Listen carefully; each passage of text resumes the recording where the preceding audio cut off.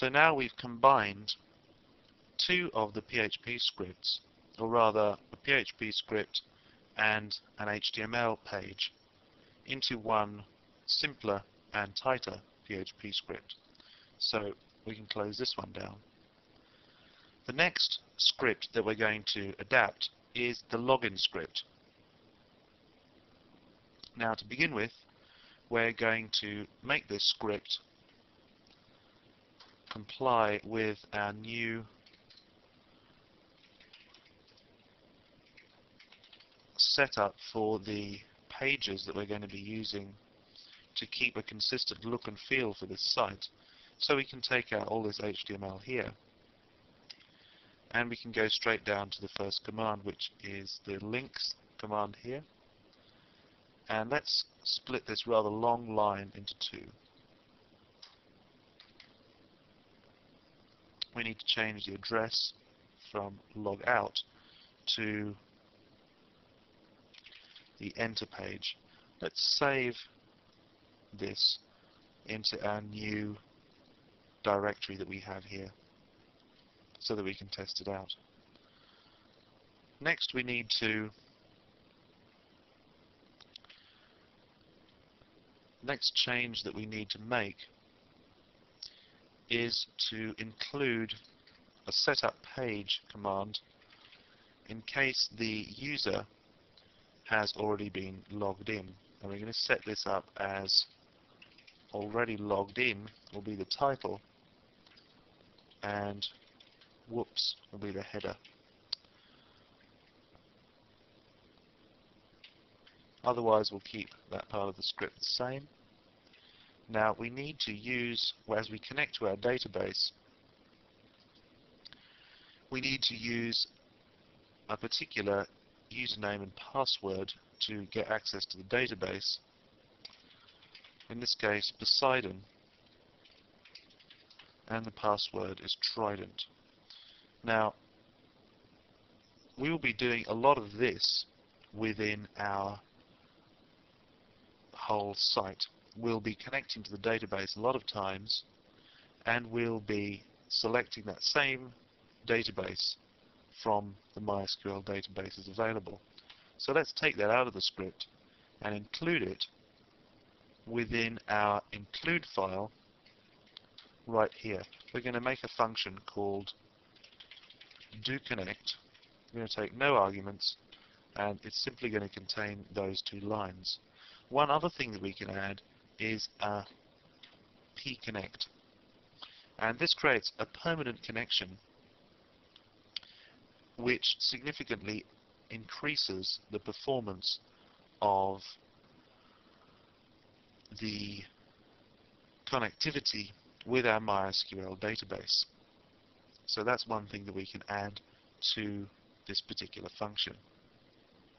Let's save that, and then in the login .php script we can simply include a call to that function rather than specifically connecting to the database with a particular command. We can keep these lines the same, and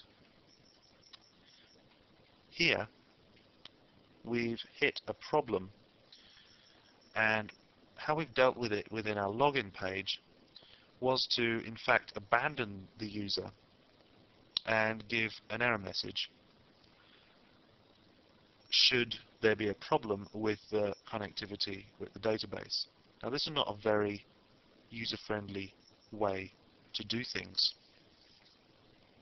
It would be better if we had a fail function in our include file that we could standardize the way our website is going to deal with problems. So let's set up a fail function, and this is going to take two arguments. It's going to take the message and a serious argument, which is going to be effectively Boolean. And what it's going to do is, if the set up variable is found to be true, which means that the page has already been set up by the setUpPage function, then we're simply going to show a whoops as header 2 style. However, if the page has already been set up, then we're going to call, I beg your pardon, if the page has not been set up, we're going to call the setUpPage function and set it up with the title error and the header whoops. Then we're going to show an error message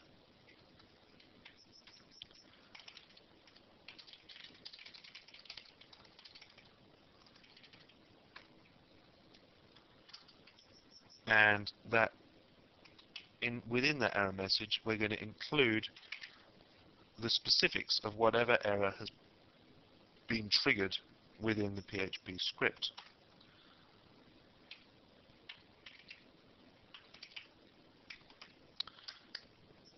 Then we're going to test to see if it was a serious problem, and if it was, we're going to offer the user a way to get right back to the start, effectively logging them out.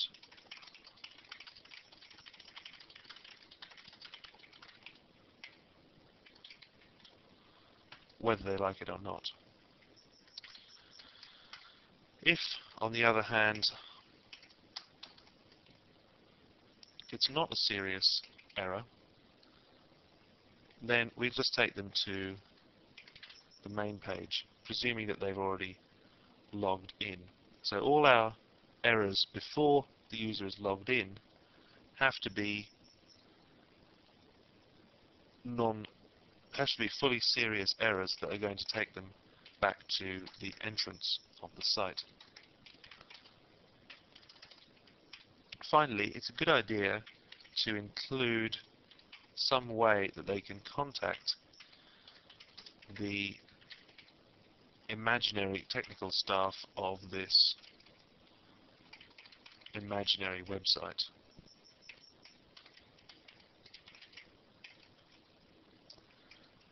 And I apologize if there is a greatdebate.com, and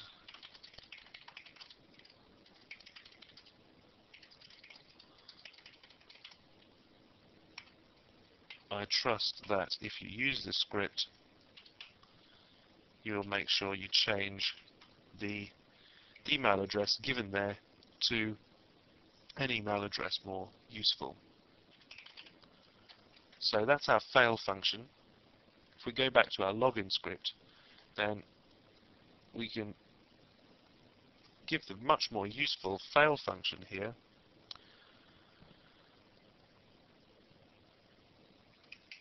Database query failed login page. Then we can have a standard error function, but it's also outputted a unique bit of data that will identify, for instance, if they did contact some technical staff, they would be able to identify where the problem had happened, for instance. We could, in fact, turn this line into one line, seeing as it's only one command that's being carried out.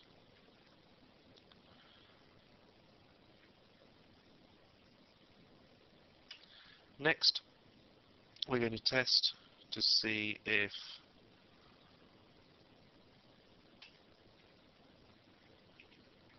the user has been, the username that they've put in has been found. Now, whereas before we didn't have to actually do anything with that data, we just had to make sure it was found. In our forum version of these scripts, we're going to have to include a little line to take the data that has been found by the query and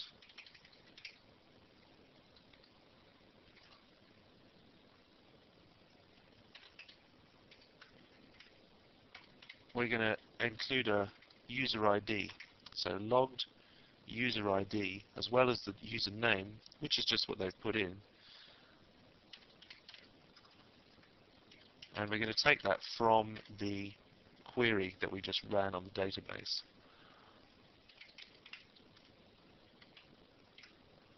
And then we're going to register that variable as well.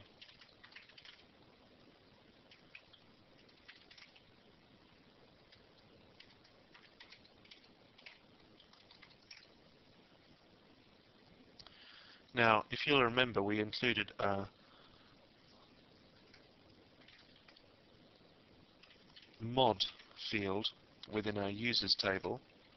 So we need to register the user as a moderator as well, if they've been marked as that on the database. So we need to register that variable, logged as mod, we'll call it. And then all we need to do is echo the same welcome message.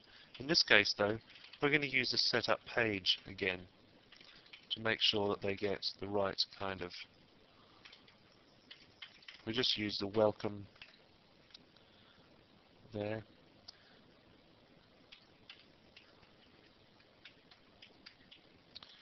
When we show our invalid logging, we're going to use the setup page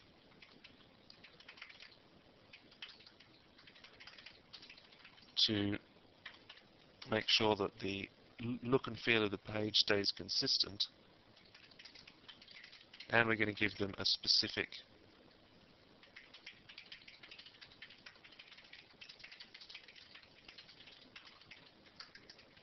complaint.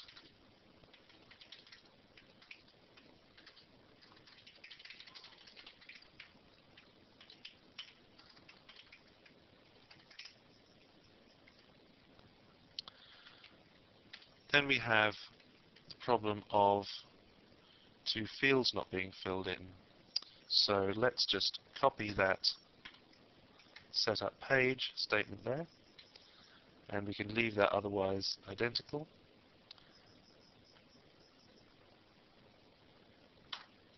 And finally, if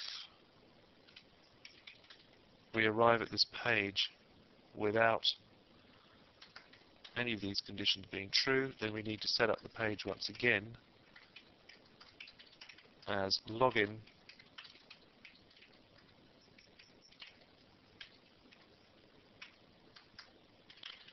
and we need to ask them to fill in their details.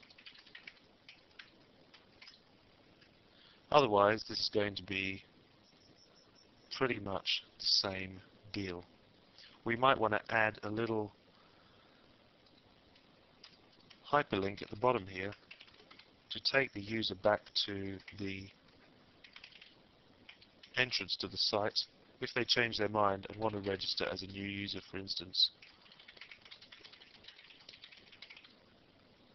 rather than having to enter some phony data in order to have themselves rejected by the form. So we've saved that. Let's take a look. If we go to our entrance and we log in, there is an error on line 53. As we can see, I left off a curly bracket at the end, something that I do all the time, and I'm sure you'll have come across it yourself in your PHP scripts. Let's resave that and take another look in our browser. As we can see, our login page now matches the look and feel of our entrance page. It won't work yet because we haven't added any of the other scripts to the folder on the document root of our web server. But in our next movie, we're going to take a look at adapting the rest of the login scripts to our new system.